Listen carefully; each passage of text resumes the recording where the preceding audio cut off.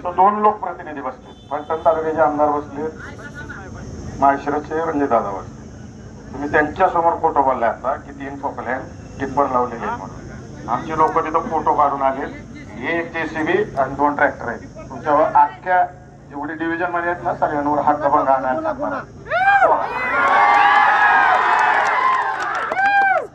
फसवणूक करताय काय आमची तुम्ही? जनतेसमोर लोकप्रतिनिधींची फसवणूक करताय काय?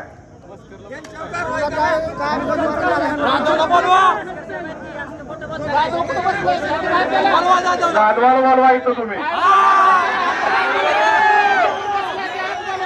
नाहीतर तुमचे वरचे अधिकारी बोलवा. बोलवा पुण्यावरून इथं, मग कळण जनतेची काय आहे ती. आता कसा येईल